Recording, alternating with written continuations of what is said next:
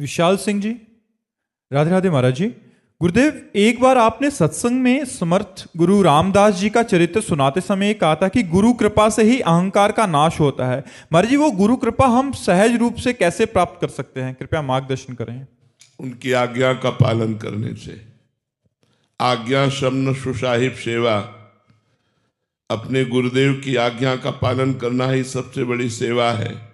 अब जोई कहें करें हम सोई, आयस लिए चले निज दासी, मन क्रम वचन त्रिशुद्ध सकल मत, हम श्रीहित हरिवंश उपासी। एक बार हरिव्यास देवाचार्य जी महाराज श्री भट्ट देवाचार्य जी के पास गए और कहा, हम आपसे दीक्षा लेना चाहते हैं। उनका हमारी गोदी पे कुछ दिखाई दे रहा है?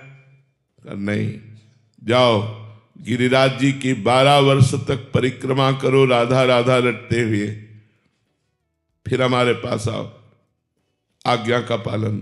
12 वर्ष तक राधा राधा रटते हुए समय व्यतीत करके जब आए तो कहा, आप कुछ गोद में दिखाई दे रहा है? बोले नहीं। बोले फिर 12 वर्ष जाओ, राधा राधा रटो। 24 वर्ष राधा राधा रटते हुए गिरिराज जी की रोज परिक्रमा लगाते हुए अपने गुरु आज्ञा का पालन किया। जब आए 24 वर्ष बाद तो बोले, गुरुदेव आपकी गोद में श्यामा श्याम विराजमान है, ये दिखाई दे रहे। बोले हाँ, अब आओ दीक्षा देते हैं। पहले सिद्ध कर दिया, फिर दीक्षा दी। गुरु की आज्ञा ही सबसे बड़ी सेवा है। गुरु की आज्ञा ही अहंकार का नाश है। बोले 12 वर्ष परिक्रमा करके राधा राधा रटते हुए समय व्यतीत किया। बोले फिर जाओ 12 वर्ष। ये तो आप हर बार कहते रहोगे, दीक्षा दीजिए फिर आप आज्ञा कीजिए। ऐसा नहीं प्रश्न किया। जो आज्ञा हुई उस पर तत्पर हो गए तो अहंकार का भी नाश हो गया, भगवत साक्षात्कार हो गया। और इतने बड़े महापुरुष हुए कि महावाणी नामक रस ग्रंथ की रचना हरिव्यास देवाचार्य जी ने की गुरु प्रताप से। तो जो गुरु की आज्ञा का पालन करता है वही गुरु सेवक है। जो गुरु सेवक है वो अहंकार रहित तो हो ही जाता है, क्योंकि गुरुदेव की कृपा इस सबसे बड़े दुश्मन अहंकार पर रहती है। अहंकार नष्ट हो गया तो संस्कृति चक्र नष्ट हो गया।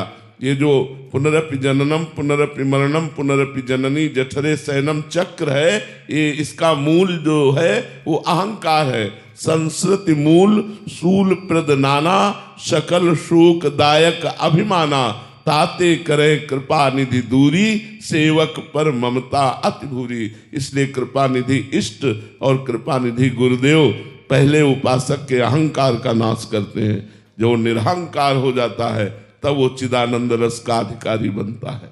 महाराज जी, आपने गुरु आज्ञा की बात कही अभी। महाराज जी, एक सवाल था इसमें कि गुरु आज्ञा का मतलब किसी और से परीक्षण कराना चाहिए? समकालीन मतलब उनके समान संत भी हों तो गुरु आज्ञा कर दिया तो दूसरे से जाके पूछते हैं महाराज। ये अपराध है, ये अपराध है, क्योंकि दूसरे संत उसको किस रूप में लेते हैं। अगर सुलझा हुआ महापुरुष है तो सीधे बोलेगा गलत। आप गुरु आज्ञा पर प्रश्न कैसे उठा दिए? चुपचाप अपने गुरु की आज्ञा का पालन करो। अगर सुलझा हुआ नहीं है तो ये क्या, कोई उपदेश दिया नहीं, कोई साधना बताई नहीं। बोले 12 वर्ष परिक्रमा लगाओ।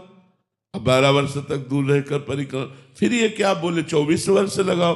वो गुरु की आज्ञा में कमी निकाल सकते हैं, इसलिए अपराध बनने की संभावना है। अपने गुरुदेव की बात पर यदि एक तो संशय नहीं होना चाहिए, और यदि प्रश्न उठे तो गुरुदेव से ही प्रश्न करना चाहिए, किसी और से नहीं। कि गुरुदेव भगवान हमारा मन विश्वास युक्त हो जाए, इसलिए आपसे पूछ रहा हूं, क्या अत्यंत अनिवार्य है 12 वर्ष तक परिक्रमा लगाना? हाँ, गुरुदेव से ही पूछना चाहिए, वो हमारा समाधान करेंगे। प्रणपातेन च प्रश्नया, साष्टांग दंडवत करके हाथ जोड़कर नम्रता पूर्वक यदि प्रश्न किया जाए वो दोष नहीं है। लेकिन गुरु के आदेश को किसी दूसरे संत से प्रमाणित करवाना ये बहुत बड़ा अपराध बन जाएगा, क्योंकि वो बात फिर अवज्ञा के रूप में आ जाएगी। गुरु की अवज्ञा करना फिर वो परमार्थ का पथिक नहीं है, जो अपने प्राणेश्वर प्राणनाथ गुरुदेव की आज्ञा को किसी और के सामने व्यक्त करके उससे उसमें मोहर लगवाना चाहे। बहुत वो अल्पज्ञ है और वो अवज्ञा हो जाएगी।